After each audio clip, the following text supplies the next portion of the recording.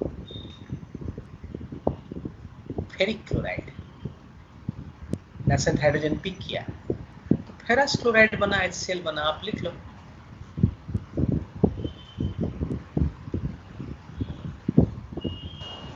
Nascent hydrogen अपने आप से रिएक्ट करके हाइड्रोजन बॉन्ड से बना नहीं सकता है? ठीक से पूछिए, ठीक से पूछिए सर।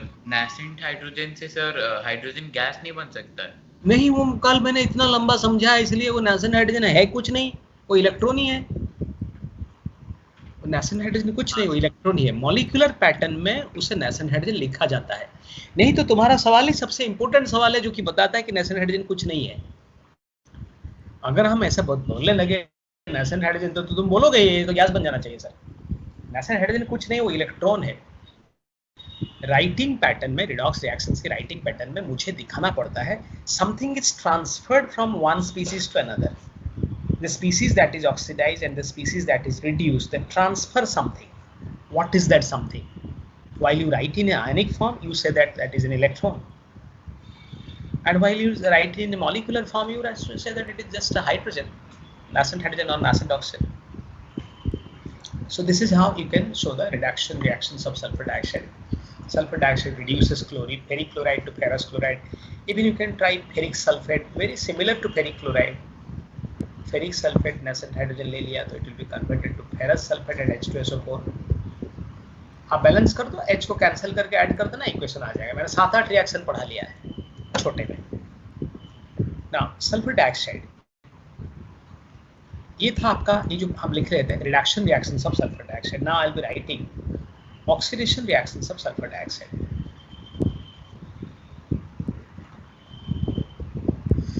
बहुत कम ऑक्सीडेशन रिएक्शन देता है बट देता है।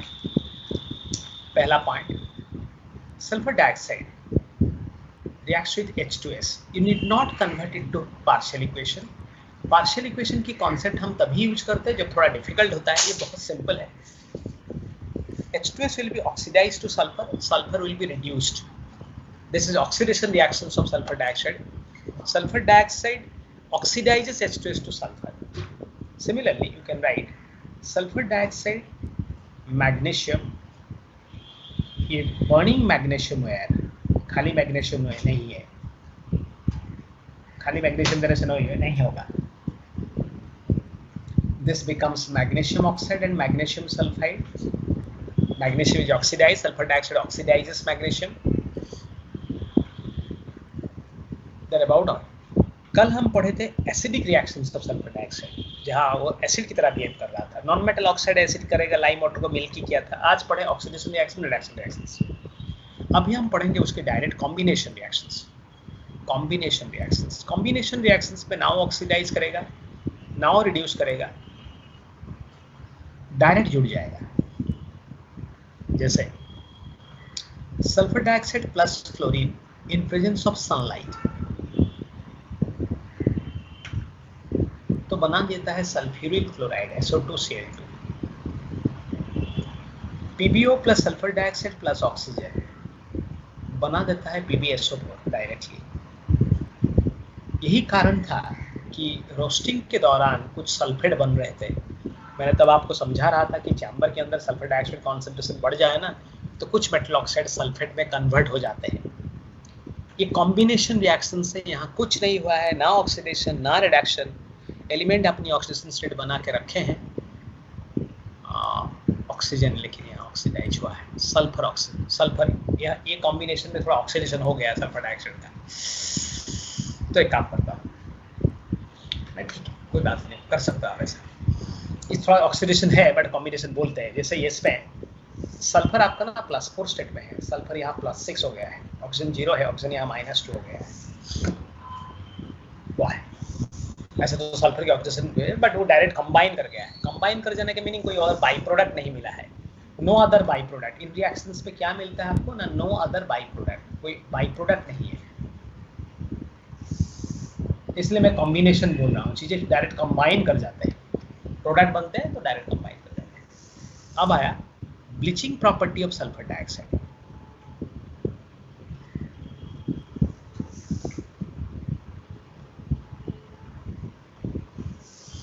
Sulfur dioxide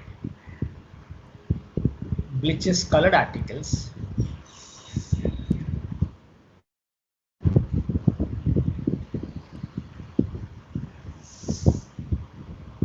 in presence of moisture.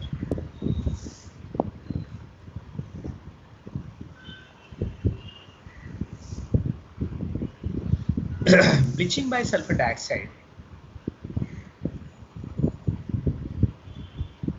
is temporary.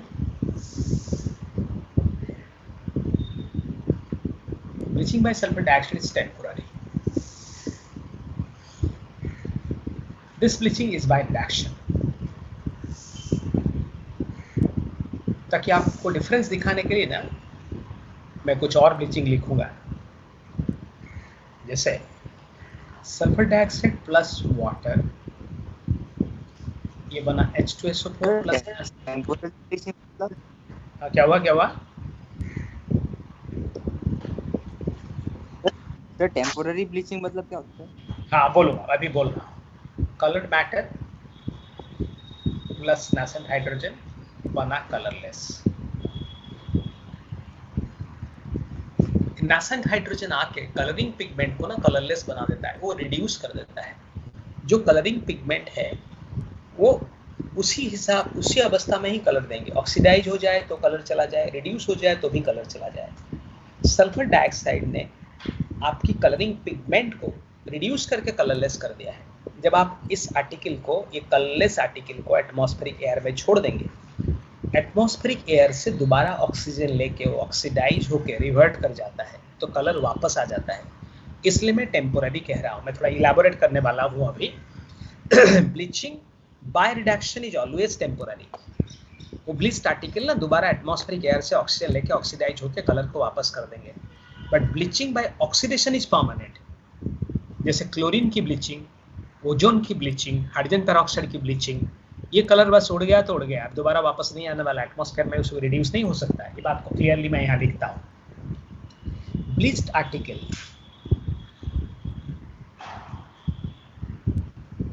Can pick oxygen from atmosphere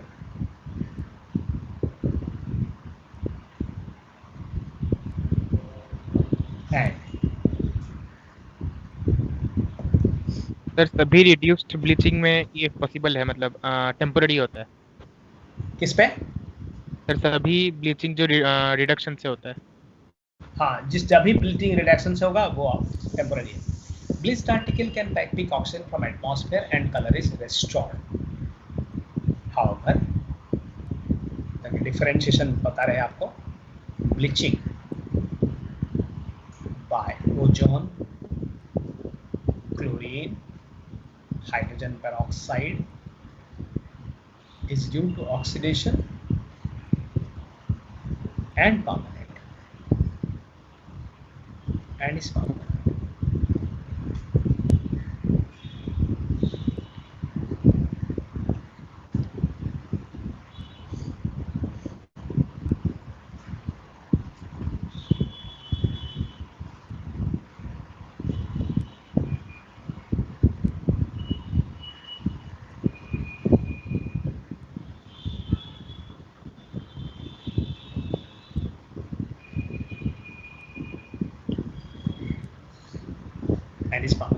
ठीक है, तो आपको थोड़ा ब्लीचिंग का प्रॉपर्टी मैंने बता दिया, सल्फर डाइऑक्साइड बता दिया।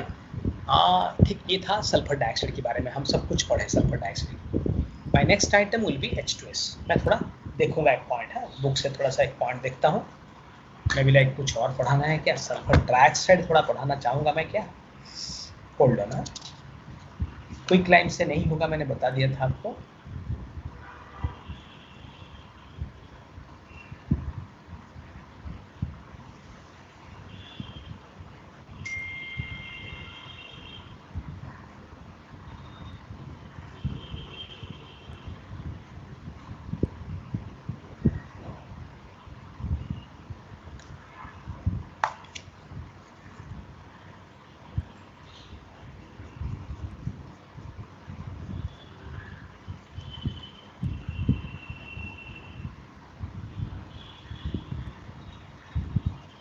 ठीक, थोड़ा सल्फर ट्राइऑक्साइड मुझे बोलना है, थोड़ा सा बोलूँगा सल्फर ट्राइऑक्साइड के बारे में।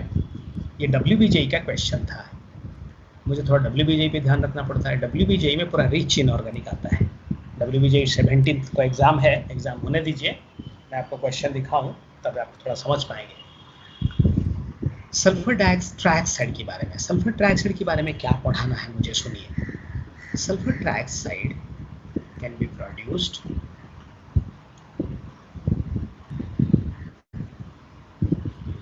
Bye oxidation of sulphur dioxide. हाँ वो तो हो सकता है, sulphur dioxide plus oxygen, sulfur trioxide in contact chamber.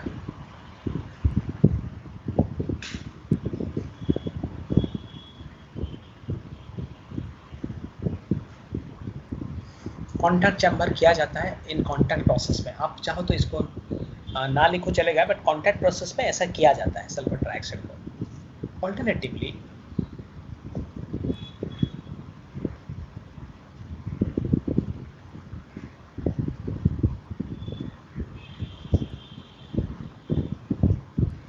Ferrous sulphate को हीट करो तो बनाएगा फेरिक सल्फेट। फेरस सल्फेट को हीट करो तो बनाएगा oxide plus sulphur dioxide plus sulphur trioxide. There are only few chemicals जिन्हें हीट करने से दो गैसेस आते हैं। एक होता है ऑक्सालेट, जिसे हीट करोगे ना मोनोऑक्साइड डाइऑक्साइड आता है कार्बन की। कैल्शियम ऑक्सालेट को हीट करो, कार्बन मोनोऑक्साइड आएगा, कार्बन डाइऑक्साइड आएगा। फेरस सल्फेट को हीट करो, सल्फर डाइऑक्साइड भी आएगा, सल्फर ट्राइऑक्साइड भी आएगा। यूजुअली सल्फेट को हीट करने से नहीं आता है। कुछ किताबें लिखते हैं मैग्नीशियम सल्फेट को हीट करने से भी ऐसा आता है, बट बहुत हाई टेम्परेचर में, मैं नहीं लिख रहा हूँ, बट ये पॉपुलर है, यहाँ से सल्फर ट्राइऑक्साइड आ सकता है।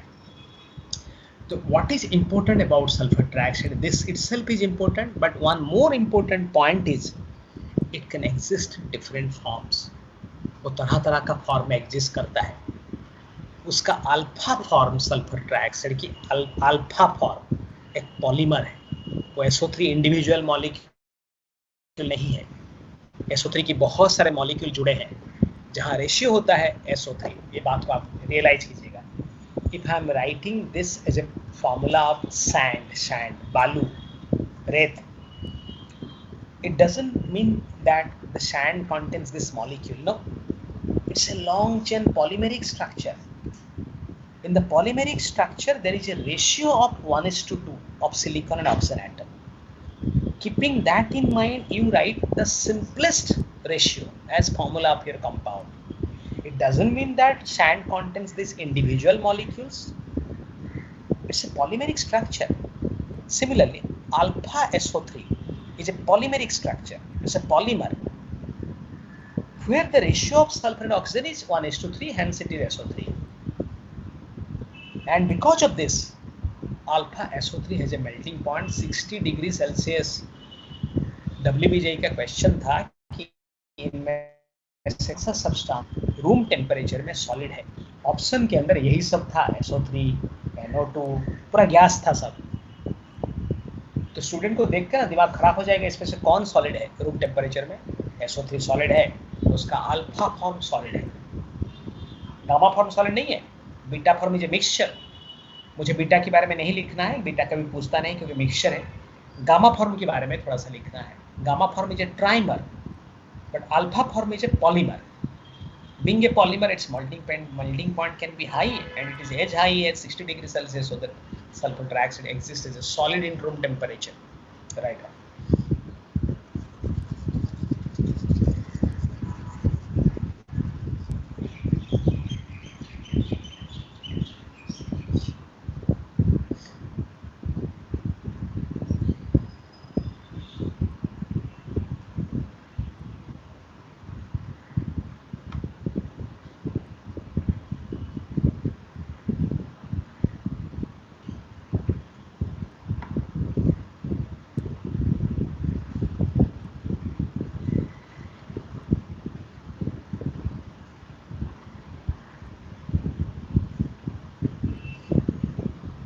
Sulfur trioxide exists in 3 electronic forms: alpha, beta, and gamma form of SO3.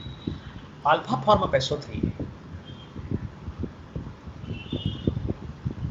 has melting point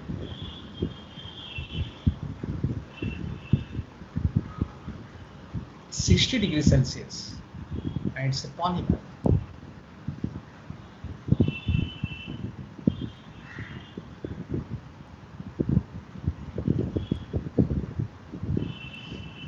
gamma form of SO3 is a trimer.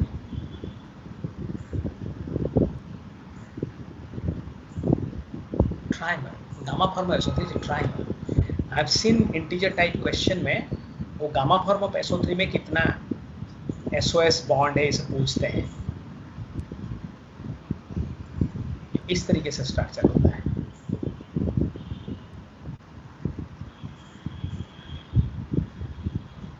बस ये गामा फॉर्म है, ये गामा SO3. बीटा मैंने जानबूझ के लिखा नहीं, इससे polymer, it's a mixture of different substances. Next लिखना क्या था? SO3 is the anhydride of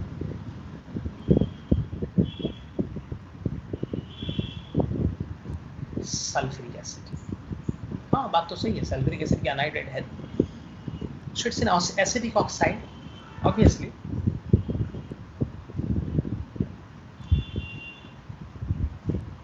antigen oxidising agent होगा ही क्योंकि सल्फर +6 में है.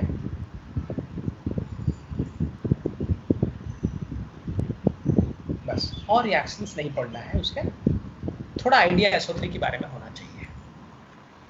So this completes my SO2, SO3. Now I pass on to next one, that is H2S. Regarding H2S, आपको basically क्या पूछा जाता है? ऊपर जाएंगे. हाँ, ये क्या पूछा जाता है H2S के बारे में? H2S के बारे में आपको पूछा जाता है कि H2S कौन सा प्रेसिपिटेट देता है, क्या कलर है. H2S की प्रेसिपिटेट और उन प्रेसिपिटेट की कलर क्वालिटेटिव एनालिसिस के अंदर आता है. मैं अगर यहाँ ना पढ़ाऊँ तो भी आगे जाके पढ़ सकते हैं, बट मैं एक बार यहाँ पढ़ा दूंगा, एक बार वहाँ भी पढ़ लेंगे. H2S थोड़ा सा देखना है. तो this is probably the second या third compound you are studying. आपने पढ़ा था ऑक्सीजन, डाइऑक्सीजन आप पढ़े थे, ओजोन, तो अभी सल्फर डाइऑक्साइड पढ़ा है, H2S पढ़ाऊंगा. इसके बाद में सल्फ्यूरिक एसिड पढ़ाते हुए मेरा H2S लिखिए. सर हम लोग ऐसे बोल सकते हैं कि आयरन सल्फेट थर्मली अनस्टेबल है क्योंकि वो डिकम्पोज करता है. हाँ, बिल्कुल बोल सकते हैं आप, थर्मली अनस्टेबल है. बट वो थर्मल इंस्टेबिलिटी कुछ चीज़ों की बहुत हाई टेम्परेचर तक विथस्टैंड करता है, बट आप बिल्कुल बोल सकते हैं थर्मली अनस्टेबल है. जैसे मुझे कोई बोले कि सर सोडियम ऑक्साइड क्या है बताओ, तो थर्मली स्टेबल है, अनस्टेबल है. सोडियम ऑक्साइड को हीट करने से ना पेरोक्साइड हो जाता है, तो थोड़ा थर्मली अनस्टेबल. जिन्हें हीट करने से डिकम्पोज होता है वो थर्मली अनस्टेबल है. तो फेरस सल्फेट थर्मली अनस्टेबल है. मैंने एक एग्जांपल दिया, कुछ कंपाउंड इतनी ज़्यादा थर्मली अनस्टेबल है कि रूम टेम्परेचर में ही सर्वाइव नहीं करेंगे. जैसे बेरिलियम कार्बोनेट, रूम टेम्परेचर में ही बेरिलियम ऑक्साइड हो जाता है. बट कुछ कंपाउंड्स ऐसा है हीट करने के बाद कुछ नहीं होता. जैसे सोडियम हाइड्रोक्साइड हीट करने से कुछ नहीं होगा, उसका कुछ नहीं होता है. कैल्शियम हाइड्रोक्साइड हीट करो तो कैल्शियम ऑक्साइड बना देगा, सोडियम हाइड्रोक्साइड नहीं बनाता है, पोटेशियम हाइड्रोक्साइड नहीं बनाता है. ऊपर स्टेबल है, हीट करने से कुछ नहीं होता उनका, वो थर्मली स्टेबल है. But ferrous sulphate thermally unstable. अच्छा, अब बेरिलियम कार्बोनेट में एक चीज पूछना था सर, ऐसा शायद बेरिलियम में ऐसा कुछ था कि शायद CO2 एनवायरनमेंट में रखने से शायद रहता है. हाँ, बेरिलियम कार्बोनेट को स्टोर करने के लिए CO2 एनवायरनमेंट में स्टोर करना पड़ता है. ठीक बात है, ठीक. अब आया H2S. It can be prepared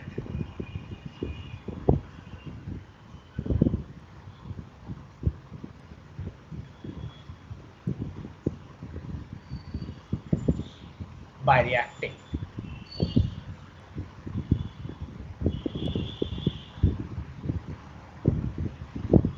dilute HCl with sulfides.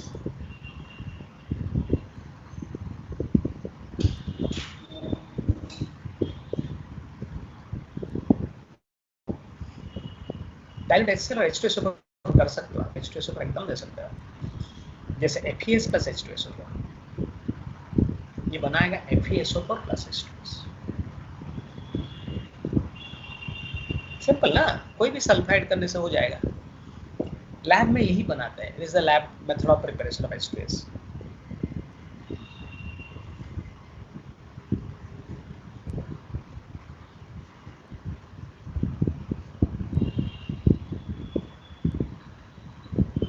क्यों लैब मेथड में ऐसा क्या है?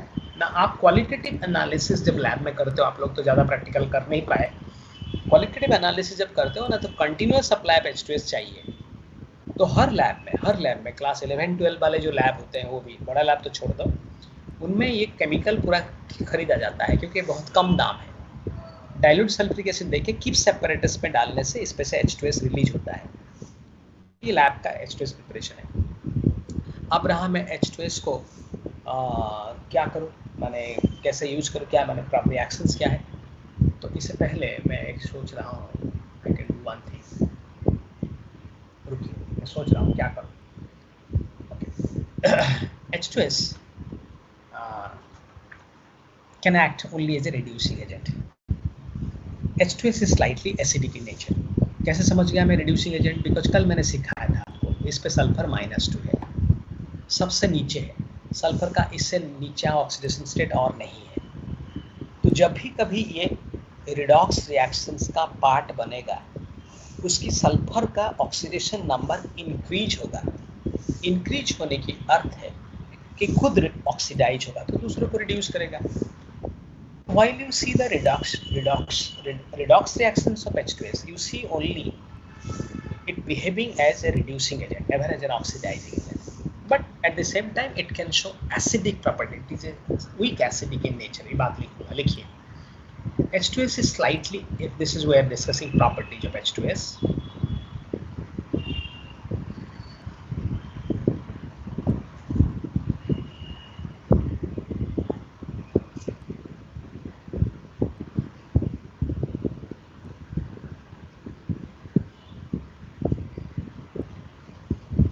H2S is slightly acidic in nature.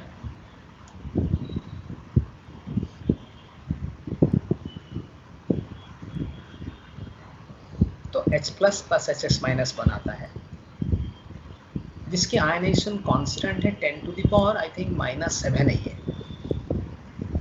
HS minus further ionise कर सकता है, लेकिन ये आयनाइजेशन कांस्टेंट और खराब है, -30 है। दोनों मिला दो तो आप -20 के आसपास हो जाता है। बट अब मैंने ये लिखने के पीछे मेरा कारण है कि आप समझो कि अगर वो आयनाइज करता है, पहला आयनाइजेशन ही ज़्यादातर करेगा, दूसरा आयनाइजेशन करेगा नहीं, क्योंकि दूसरा आयनाइजेशन के आयनाइजेशन कांस्टेंट बहुत खराब है। तो कंसिक्वेंटली क्या रिएक्शन से, जैसे आप NaOH के साथ H2S रिएक्ट कराओगे तो अंदाज कर लोगे आप, NaHS बनेगा प्लस वाटर बनेगा। H2S ने H प्लस छोड़ा है, वीक एसिड है फिर भी ठीक है। ये इसकी एसिडिक बिहेवियर है। H2S behaves as an acidic substance. Fine. Now H2S ये redox reactions बढ़ाओगा, हेडिंग कर देता हूँ। Reduction reactions of H2S. Reduction reactions of H2S.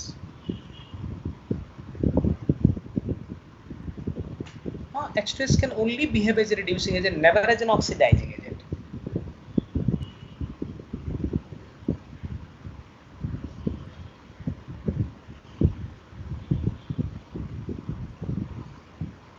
बहुत केयरफुली रिएक्शंस को देखना, धीरे धीरे तेरी आंखें ना एक सिमेट्री को खोज लेगा।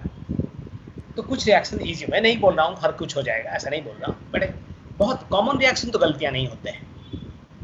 जब बार बार पढ़ते हैं ना तो आंखें एक सिमेट्री खोज लेता है इन प्रोडक्ट के अंदर। Can only behave as a reducing agent, वो आपको समझा दिया था मैंने कैसे होगा। तो कैसे होगा, पार्शियल इक्वेशन की फॉर्म में। अब मैंने पार्शियल इक्वेशन लिखा है, H2S plus O H2S H2O plus S। तो अगर मैं करूं विथ एसिडिफाइड पोटेशियम परमांगनेट, ठीक है, वही रिएक्शन आएगा। देखिए कैसा लिख रहा हूँ, मैं दोबारा लिख रहा हूँ खाली ईजियर करने के लिए चीज़ों को, लेकिन वही लिख रहा हूँ जो ऊपर लिख चुका हूँ। जब आप पार्शियल इक्वेशन को पढ़ लेते हैं ना, तो that can help me in different sections also, like this one. Look, the same reaction that I had written for sulfur dioxide. So while writing acidified potassium permanganate reaction with H2S, you'll represent the first line as it is, जैसा पहले था वैसा होगा। Second line में जहाँ sulphur dioxide आप लिखते थे वहीं H2S लिख देंगे। सेकंड लाइन चेंज हो जाएगा, बैलेंस करके ऐड कर दीजिए, पूरा आंसर आएगा। चीज़ों को ऐसा पढ़ेंगे तो कम काम पड़ेगा। ये वही रिएक्शन से जो एग्जैक्टली यहाँ मैंने लिखा था, ये लिखा था। ये नासेंट ऑफ कौन ले सकता है, ये डिस्कशन हो रहा था। हमने बोला कि सल्फर डाइऑक्साइड ले सकता है, अभी हम बोल रहे हैं H2S भी ले सकता है। तो आप नीचे कपल करके प्रोडक्ट बना दो, या कुछ इक्वेशन बन जाएगा, वही इक्वेशन आएगा, वही फंड आएगा, वही purple to colourless. Sulfur dioxide can convert acidified potassium permanganate to colorless. Yes. H2S can convert. Yes. ये लिंक आपको समझ में आ जाना चाहिए, नहीं तो ना आप भटकते रहोगे। वही रिएक्शन से बस वो H2S सभी कर पाएगा विथ acidified potassium dichromate।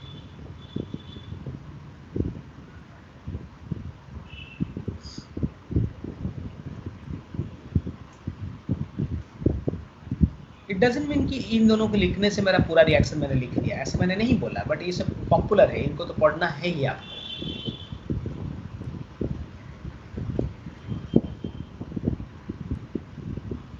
बस ये ऑरेंज ये ग्रीन वही है। ये पार्शियल इक्वेशन की फॉर्म में है।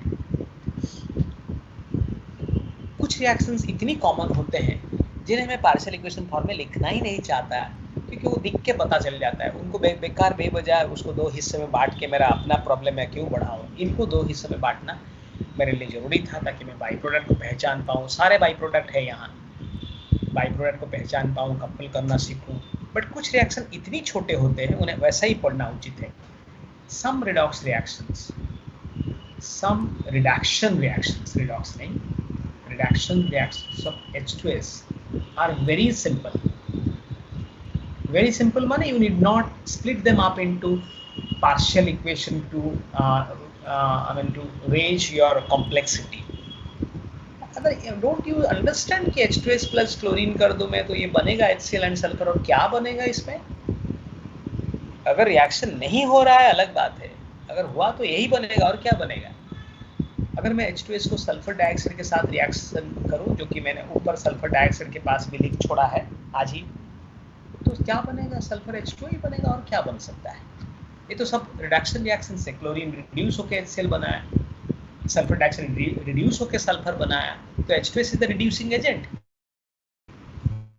H2S तो रिड्यूसिंग देता है। तो मैं कुछ रिडक्शन रिएक्शंस को पार्शियल इक्वेशन फॉर्मेट में लिखा, कुछ को डायरेक्ट लिख दिया है। ये पार्शियल इक्वेशंस लिखा गया है। अगर आपको फिर कंफ्यूजन है मैं साइड में कोट कर देता हूँ, ये पार्शियल। इनको आपको कपल करके फुल इक्वेशन डेवलप करना है। ये फुल इक्वेशन नहीं है, इसके साथ इसे कपल कर दो, इसके साथ इसे कपल कर दो, आपकी फुल इक्वेशन डेवलप कर जाएगा। मैं चला नेक्स्ट, H2S की प्रेसिपिटेशन रिएक्शंस पढ़ा रहे हैं। बहुत सारी मेटल सल्फाइड पानी में इनसॉल्युबल है, तो सल्फाइड प्रेसिपिटेट देते हैं। आपको क्या करना पड़ता है कि सॉल्ट सॉल्यूशन के अंदर H2S पास कर दो, सल्फाइड प्रेसिपिटेट आ जाएगा। तो ये सल्फाइड प्रेसिपिटेट किस कॉन्टेक्स्ट में आता है? ये हमें क्वालिटेटिव इनऑर्गेनिक एनालिसिस में सल्फाइड प्रेसिपिटेट की फॉर्म में ही हम चीज़ों को पहले सेपरेट करते हैं। तो मैं अभी जो प्रेसिपिटेट लिखने जा रहा हूँ, इनकी कलर लिखने जा रहा हूँ, उनकी जो सोर्स है, उस केमिस्ट्री का जो सोर्स है वो लिंक होता है क्वालिटेटिव एनालिसिस के साथ, जो कि वहाँ पहुँच के एक बार और पढ़ाऊँगा, क्योंकि वहाँ पहुँच के मैं H2S की इन प्रॉपर्टी को तो और नहीं पढ़ाने वाला, प्रॉपर्टी को तो नहीं पढ़ाने वाला है। वहाँ प्रेसिपिटेट को एक बार पढ़ाऊँगा, लेकिन प्रेसिपिटेट यहाँ भी एक बार पढ़ा लिखता हूँ। H2S gives a number of precipitates with metal ions.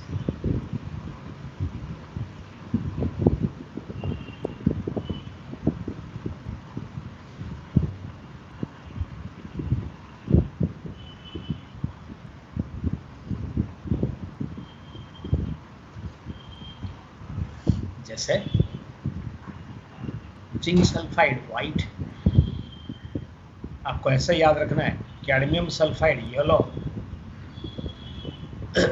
Arsenic sulphide भी येलो, मैंगनीज सल्फाइड ये पिंक कलर है, लाइट पिंक, बफ भी बोलते हैं, बफ बोलते हैं या लाइट पिंक, ये मैंगनीज सल्फाइड है। निकेल सल्फाइड निकेल सल्फाइड है ना, cobalt sulphide, mercury sulphide, right, और सोच रहा हूँ मैं लेड सल्फाइड, ये सारे ब्लैक है, ये पूरा ब्लैक है। Copper, cadmium, mercury, lead, zinc, cobalt, nickel, manganese, हो गया लगभग। और आर्सेनिक, एंटीमनी, टीन कर सकता हूँ? लगता नहीं है, लगता नहीं। ये कलर आपको याद, बिस्मथ सल्फाइड कर सकता हूँ। बिस्मथ सल्फाइड ब्राउन है, बट उसे ब्लैक की तरह भी ट्रीट करते हैं। ब्राउन है, ये ब्राउन है। ये कलर आपको याद रहना उचित है। ये आपको दोबारा क्वालिटेटिव एनालिसिस में पढ़ाया जाएगा। मैंने क्या H2S के बारे में क्या सिखाया, इट्स वीकली एसिडिक सब्सटेंस पहले सिखाया, फिर सिखाया कि ये रिड्यूसिंग एजेंट है, फिर सिखाया कि ये बहुत सारा प्रेसिपिटेशन रिएक्शन देता है। तो टाइटल जैसे चेंज हो रहा है केमिकल का, प्रॉपर्टी भी चेंज, जो कि सल्फर ट्राइऑक्साइड में थोड़ा डिफरेंट था। ये ग्रुप केमिस्ट्री ऐसे ही होते हैं। इसके साथ मेरा H2S खत्म हुआ। Now I am passing on to my next chemical, that is oxy acids of sulphur. ये अभी हम पढ़ेंगे सल्फ्रिक एसिड के बारे में।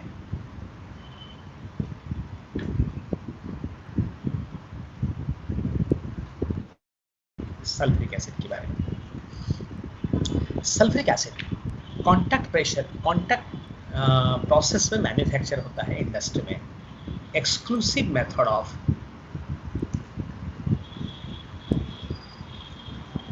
Manufacturing of. सर हाँ बोलो। सर टिन का सल्फाइड का क्या कलर होता है? टिन का सल्फाइड क्या कलर होता है? हाँ, एक होता है, इसका दो फॉर्म है, एक येलो ऑरेंज, ब्राउन हो जाएगा, ब्राउन हो जाएगा। इसका दो फॉर्म है, क्योंकि टिन +2 भी बनाता है, +4 भी बनाता है। एक येलो है, एक ब्राउन है। आप लिखना चाहते हैं टिन का कलर, टिन सल्फाइड ना, रुकिए रुकिए, आई एम जस्ट चेकिंग। दो तो होगा ही।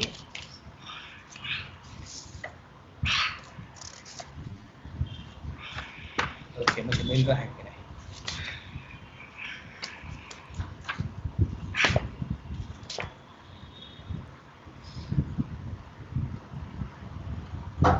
हाँ, SNS है ब्राउन और SnS2 येलो। ठीक है, तो ही मुझे याद रहता है yellow.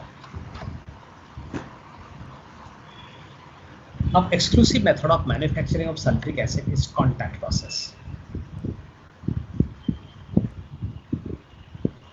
Contact process, contact process का क्या केमिस्ट्री है थोड़ा बताओ।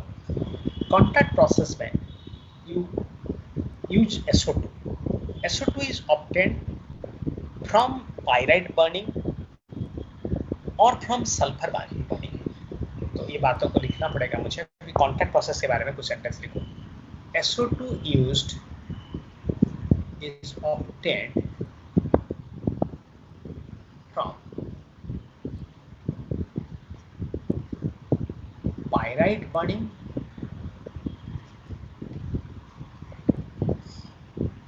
और सल्फर बर्निंग। डायरेक्ट सल्फर को बर्न करो या पायराइट बर्न करो। पायराइट बर्न का मीनिंग, जैसे मानो FeS2 को आपने बर्न किया तो बनेगा Fe2O3 प्लस सल्फर डाइऑक्साइड, ये सल्फर डाइऑक्साइड बनेगा।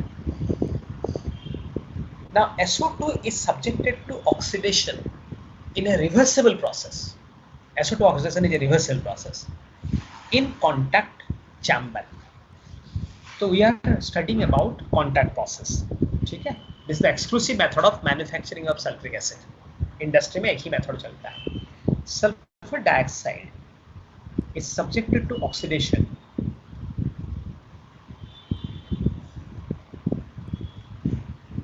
in contact chamber.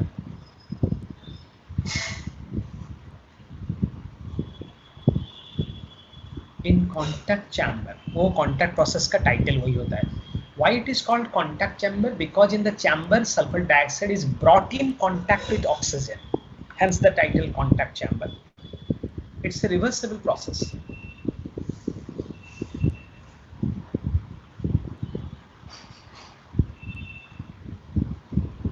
Sulphur dioxide plus oxygen sulphur trioxide, ये उसकी ऑक्सीडेशन रिएक्शन से मैं बैलेंस तो नहीं कर रहा, आपको पता है सारे इक्वेशन, लेकिन कंप्लीट है, बाई प्रोडक्ट के साथ भी कंप्लीट है। खाली वो दो चार मैंने लिखा नहीं है, मैं कभी लिखता नहीं हूँ 2-4 क्योंकि मेरा बहुत समय चला जाता है वहाँ से, फिर लेकिन कंप्लीट है पूरा रिएक्शन। आप खाली 2-4 बिठा दोगे तो हो जाएगा। मैंने बैलेंस इक्वेशन बना दे सकते हो आप, मैंने खाली बाई प्रोडक्ट भी कंप्लीट है, कहीं पे बाई प्रोडक्ट मैंने छोड़ा नहीं हूँ तो बना।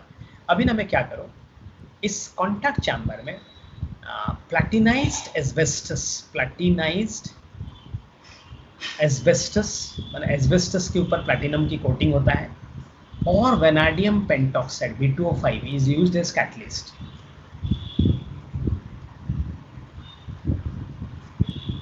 ठीक, high pressure favours the reaction. एक बार लिख लेते हैं, फिर देखेंगे कुछ अगर छूटा तो थोड़ा एनसीईआरटी खोलेंगे। इसे SO3 माना, बट आपको क्या करना पड़ेगा, SO2 को कॉन्टैक्ट चैम्बर में पास करने से पहले आर्सेनिक प्यूरिफायर से पास करना पड़ता है to remove arsenic.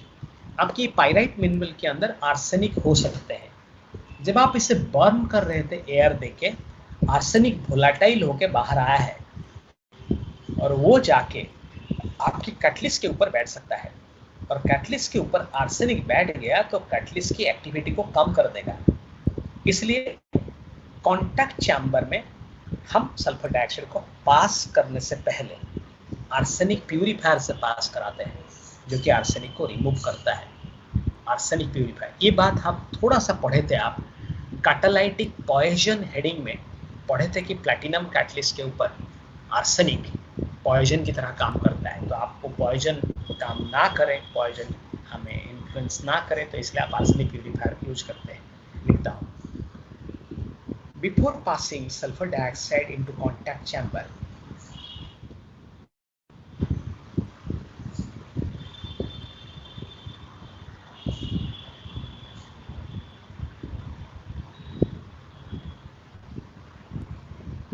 it is passed through arsenic purifier.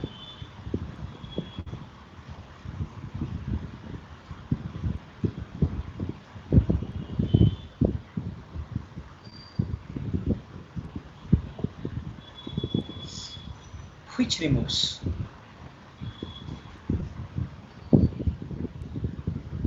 arsenic. Otherwise, it can poison the surface of catalyst, poison the surface of platinum catalyst.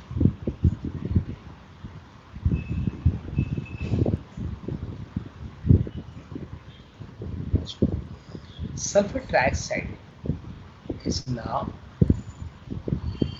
dissolved in sulfuric acid to form oleum formula H2S2O3, H2S2O7. It can dissolve, oleum can be dissolved in water to produce sulfuric acid. 100 gram oleum on dissolution in water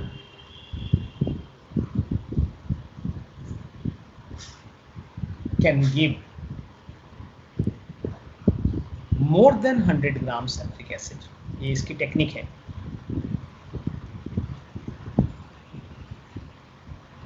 because आपके oleum के अंदर H2SO4 है, SO3 है। H2SO4 तो H2SO4 है, SO3 ने पानी के साथ रिएक्ट करके फिर और H2SO4 बनाया, तो फिर 100 ग्राम ओलियम 110 ग्राम H2SO4 दे देगा पानी में डालने से। In other words, oleum is a high concentrated sulphuric acid, आप ऐसा बोल सकते हैं। 100 ग्राम ओलियम से 100 ग्राम से ज़्यादा सल्फ्रिक एसिड आता है अगर आप पानी में डाल दोगे तो। That is because of that dissolved SO3. Oleum contains dissolved SO3. It contains two things, SO3 and H2SO4. When you dissolve it in water, SO3 reacts with water to produce further H2SO4. So together the mass of this H2SO4 is more than 100 gram, because by the way it has absorbed some water जो कि sulphuric acid में convert हो गया है। ये इसकी technique है। 100 ग्राम oleum से 100 ग्राम से ज़्यादा सल्फ्रिक एसिड आएगा अगर पानी में डिजोल्व करोगे तो। ये मेरा सल्फ्रिक एसिड की कॉन्टैक्ट प्रोसेस मैन्युफैक्चरिंग था। मैं आपके साथ थोड़ा एनसीईआरटी देखूंगा क्योंकि मुझसे जो पूरी चीज़ कुछ छूटा तो नहीं, मैं थोड़ा सा देखना चाहूँगा। देख रहा हूँ, आप भी देखो मेरे साथ। SSA जुलाई ना, मुझे पढ़ाने में अच्छा लगता है, मुझे थोड़ा अच्छा लगता है कि आप अच्छा लगने का मीनिंग क्या पता है? एट टाइम्स ना you will enjoy, that is called as, जैसे कि आप दिमाग में जोर डालेंगे, कुछ याद आएगा, कुछ याद नहीं आएगा, सबका होता है ये बात।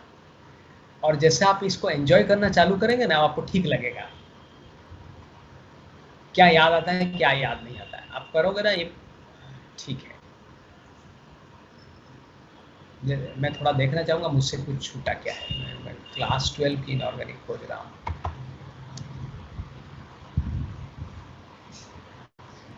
पी ब्लॉक क्लास 12 ये होगा। हाँ।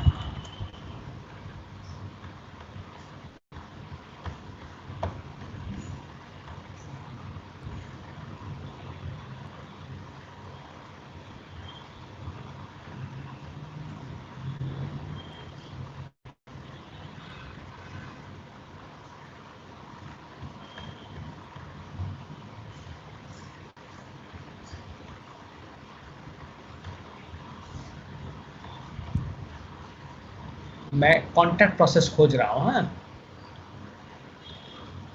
मैंने आपको पढ़ाना शुरू किया, कहाँ से पढ़ाना शुरू किया मैंने आपको? यहीं से पढ़ाना शुरू किया, सल्फर डाइऑक्साइड। ये मैंने पढ़ाने में पढ़ाऊंगा। सल्फ्रिक एसिड ये आया, ये कॉन्टैक्ट प्रोसेस है। In practice the plant is operated pressure of 2 bar and a temperature of 720 kelvin. मुझे वो टेम्परेचर की डाटा लिख देना है, 720 केल्विन। बाकी ठीक है। Conductor is observed sulphuric to produce oleum, dilution of oleum, वो तो मैंने अपनी भाषा से लिखा। हाई प्रेशर मैंने लिखा था, but to be very specific it should be 2 bar and 720 kelvin. In practice मैंने हाई प्रेशर लिखा था, बट ये लिखा था। यहाँ लिखा है V2O5 कैटलिस्ट, प्लैटिनम भी होता है लेकिन catalytic oxygen SO3 in presence of V2O5 catalyst. और तो कुछ नहीं लिखा। ओके, ये देखिए आर्सेनिक प्यूरीफायर है containing gelatinous hydrated arsenic poison the surface of catalyst. मैंने ये साइड में कर दिया था। आर्सेनिक प्यूरीफायर हमारे चैम्बर में होता है। ये तो प्रॉपर्टीज है, मैंने पहुंचा नहीं है प्रॉपर्टीज, तो मुझे कुछ नहीं छूटा है, खाली 720 केल्विन वाला पॉइंट लिखूंगा मैं, नथिंग एल्स। लिखो आप। तो ये जो आप लिखे कॉन्टैक्ट चैम्बर में, it is pass through high pressure favours the reaction, bracket कर दीजिए 2 ATM and 720 kelvin.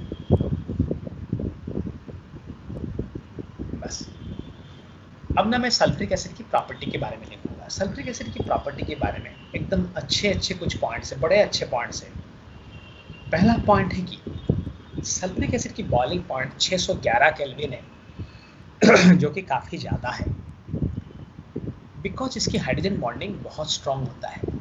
Sulphuric acid एक हाई विस्कस लिक्विड है, बहुत मोटा है, और इसे किंग ऑफ केमिकल्स कहते हैं क्योंकि इंडस्ट्री में इसकी इंपॉर्टेंस बहुत हाई होता है। इंडस्ट्रियल केमिकल्स में से ये टॉप में रहता है। माने जैसे कि एक देश की इकोनॉमिक पोजीशन को ना जाना जा सकता है सल्फ्रिक एसिड प्रोडक्शन से भी, यानी सल्फ्रिक एसिड का जो रेट है उससे पता चल जाता है। ये किंग ऑफ केमिकल्स कहलाता है।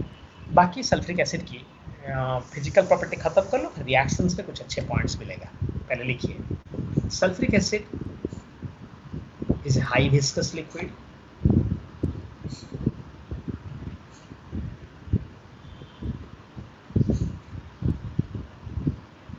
Boiling point 611 kelvin. स्ट्रक्चर लिखना चाहे तो लिखो, आप ऐसे कर दो।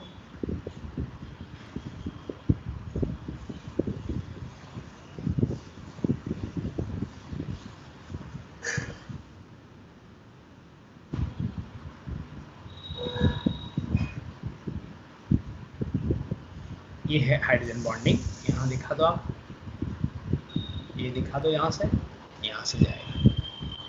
High viscous liquid volume for this much, fine.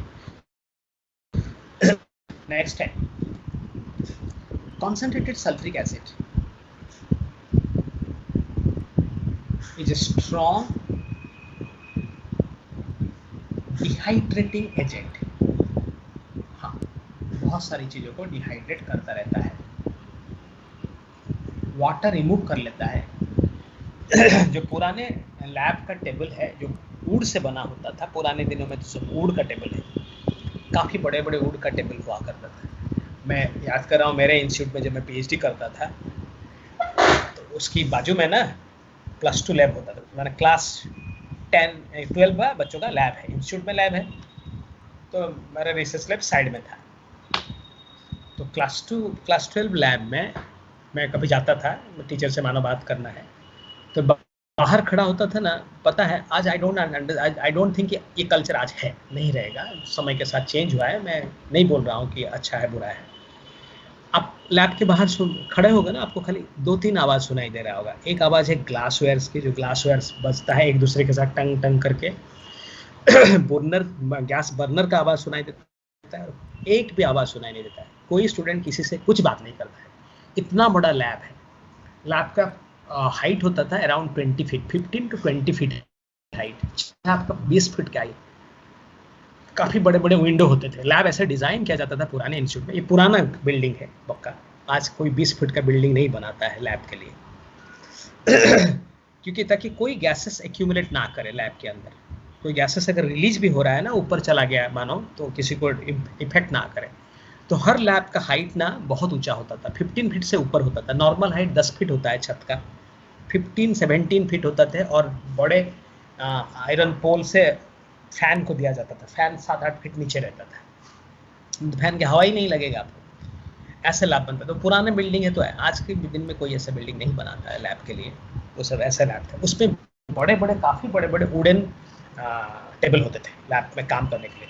उन वुडन टेबल पे जाके देखना, पूरा वुड ब्लैक हो जाता है, पूरा ब्लैक हो जाता है अगर सल्फ्यूरिक एसिड यूज हो रहा है। तो क्या होता है, जैसे कॉन्सेंट्रेटेड सल्फ्यूरिक एसिड आप यूज करते हैं ना, ड्रिप करता है साइड से, ड्रिप करेगा तो, और ड्रिप करके ना वुड के अंदर चला जाता है।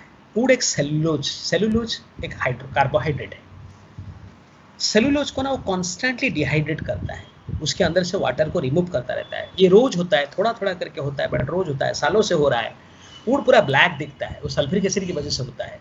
मैंने उसने पूरा उस वुड को डिहाइड्रेट कर दिया है सल्फ्यूरिक एसिड ने। खासकर उस जगह पे दिखेगा जहाँ सल्फ्यूरिक एसिड की बॉटल यूज होता है। कौन सा सल्फ्यूरिक एसिड? इस ड्राइंग एजेंट की मैं एक प्रैक्टिकल एग्जांपल की बात कर रहा हूँ। बाकी रिएक्शन लिखना है तो कुछ रिएक्शन तो मिलेगा ही मुझे लिखने के लिए, तो ऐसे लिखूँ मैं पहले।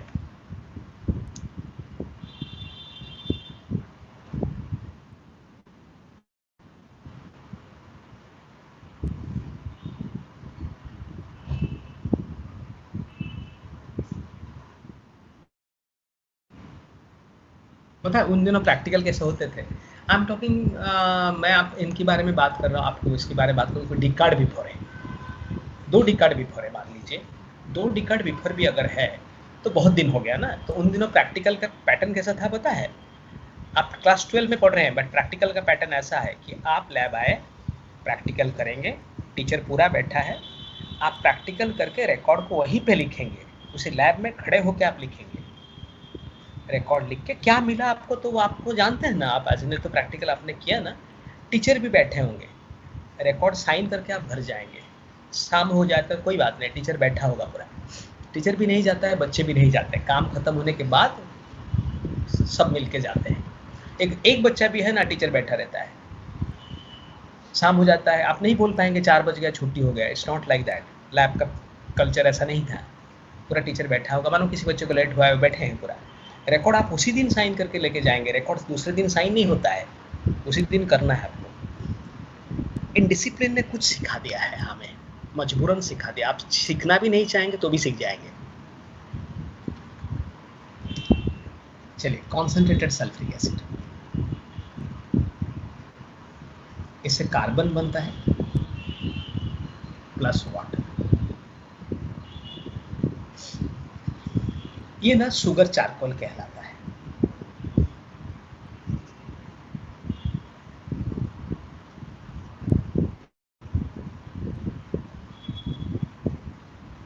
ये कैन शुगर है।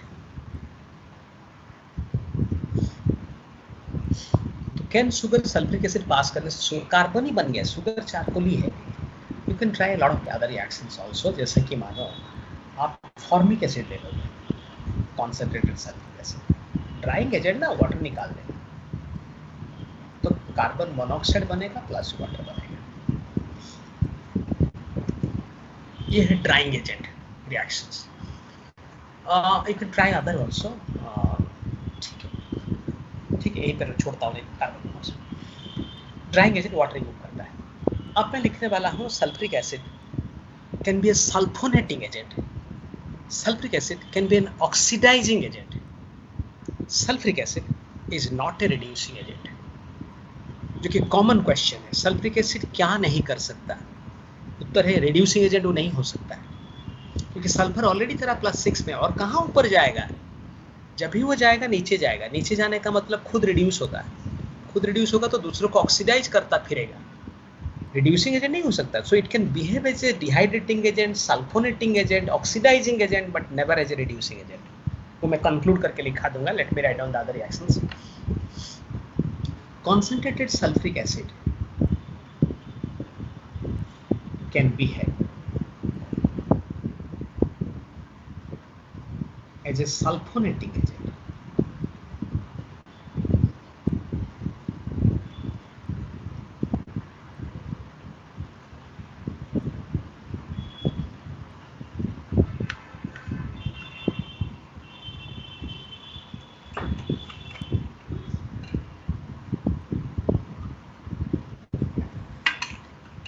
जैसे मान तूने पढ़ा है अल्केन चैप्टर में ऐसे एक रिएक्शन पढ़ने को मिलता है, जैसे C6H14 N-हेक्सेन कॉन्सेंट्रेटेड सल्फ्रिक एसिड के साथ हीट करोगे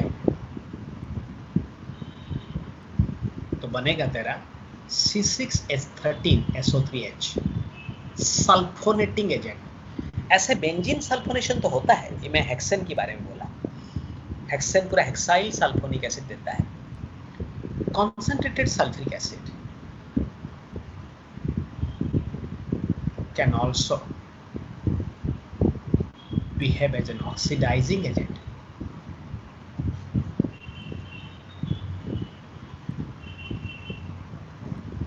बस तीनों एजेंट का बिहेवियर दिखा है मैंने।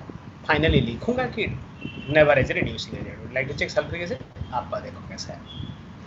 सल्फ्रिक एसिड प्लस HI, पूरा आयोडीन निकलेगा, SO2 plus water. You want partial equation, let me write down it in partial equation, sometimes it helps in terms of partial equation. अगर इसी रिएक्शन को आप पार्शियल इक्वेशन में लिखना चाहते हैं, अगर पार्शियल इक्वेशन किसी को लिखना है तो क्या लिखना चाहिए उसे? रिडॉक्स आते ही ना मैं थोड़ा सा चिंता करता हूँ, पार्शियल लिख पाऊंगा क्या? पार्शियल मेरा प्रेशर को कम करता है। ऐसे बहुत छोटा था, अगर आपको पार्शियल नहीं लिखना है तो ठीक है, आपका सेंस डेवलप कर जाता है, पार्शियल नहीं चाहिए। वो acidified KMnO4 acidified potassium dichromate में पार्शियल सीखना उचित है। इनमें हो सकता है आप ना प्रेफर ना करो, जो कि बहुत कॉम्प्लेक्स नहीं है। मैं क्यों पार्शियल करने जाऊँ? जैसे फॉर एग्जाम्पल कोई ये रिएक्शन मुझे लिख के दिखा रहा है, बोला कि सर इसका पार्शियल करो, कर तो सकता हूँ बट ज़्यादा मायने नहीं रखता है। You have 2 chemicals on the left, 2 chemicals on the right, what to write then? क्या करोगे partial? But there are many chemicals like this too, and you'll add it with H2S, 3 chemicals on the left, 4 products on the right, so they can make your reaction highly complex. Their partial equation writing pattern helps us immensely. तो ये मैं नहीं लिख रहा हूँ, फिर भी आपको अगर पार्शियल लिखना था तो कैसे लिख सकते थे आप? ऐसा करो, सल्फ्रिक एसिड टूटा, नासेंटो छोड़ा। अरे वो नासेंटो इलेक्ट्रॉन ही है, वो नासेंटो का आयोडीन ने एक्सेप्ट कर लिया, सॉरी HI ने उस नासेंटो को एक्सेप्ट कर लिया, वाटर बन गया, आयोडीन बन गया। आप दोनों इक्वेशन को बैलेंस करके ऐड कर दो तो ये आ जाए। ऊपर वाला इक्वेशन बैलेंस है, नीचे वाला इक्वेशन को मैंने बैलेंस किया, आप वो को कैंसिल करके ऐड कर दो, बैलेंस हो जाए इक्वेशन। पार्शियल लिखो तो ऐसा होगा। मैंने sulphuric acid, concentrated sulphuric acid HI को ऑक्सीडाइज करके आयोडीन बना देता है।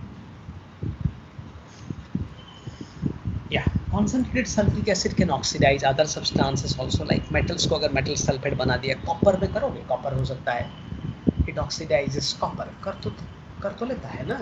हाँ, कॉपर, मेटालिक कॉपर को तो ऑक्सीडाइज करता है, कॉपर प्लस सल्फ्रिक एसिड। ये बात हम सल्फ्रिक SO2 में लिख छोड़े हैं, कल ये बात, ये रिएक्शन मैंने लिखा था, ये रिपीट आ रहा है आज। Copper sulphate plus sulphur dioxide plus water, lab में इस तरीके से SO2 बनाया जा सकता है। This is also an oxidation reaction of sulphuric acid, where copper is oxidized, sulfuric acid is reduced to sulfur dioxide. You are studying. अच्छा, I may write down here HBr is also oxidized. Is also oxidized. थोड़ा कम होता है, but होता बिल्कुल है ना? But not HCl, हाँ? अगर आपको बोलते हैं कि सर कोई अंडरस्टैंडिंग आपको हेल्प कर रहे हैं, बिल्कुल नहीं, ये मुझे याद है। You have to strike a balance between, ये मैं आपको रिपीटेडली सिखाया हूँ। अगर आप बोलोगे कि सर H2SO4 किसको ऑक्सीडाइज करता है बताओ, मैं बोलूँ HI को ऑक्सीडाइज करता है, HBr को ऑक्सीडाइज करता है, HCl को ऑक्सीडाइज नहीं करता है। कोई अंडरस्टैंडिंग ने मुझे हेल्प नहीं किया, मुझे पता था। ये डोंट एक्सपेक्ट कि कोई अंडरस्टैंडिंग या हेल्प करता है। अंडरस्टैंडिंग कैसे जाता है, जैसे कि ये ऑक्सीडाइजिंग एजेंट है, रिड्यूसिंग एजेंट नहीं है, ये अंडरस्टैंडिंग है। हर जगह पे नहीं है, वो पूरा इंफॉर्मेशन के साथ चल रहा है साथ साथ। Now what I am going to write down, decomposition reactions of sulfuric acid. Sulfuric acid कुछ ऐसे रिएक्शन देता है, ना वो ऑक्सीडेशन है, ना वो सल्फोनेशन है, ना वो डिहाइड्रेशन है, कुछ सॉल्ट्स को डिकम्पोज करता है। यही decomposition reactions of salts qualitative analysis का हिस्सा बनता है। When you prepare your practical record of qualitative analysis and you move on to the test for acid radicals, that is the negative ions, you classify your negative radicals into two different sections. One of the section comprises the radicals which give some response in dilute sulfuric acid,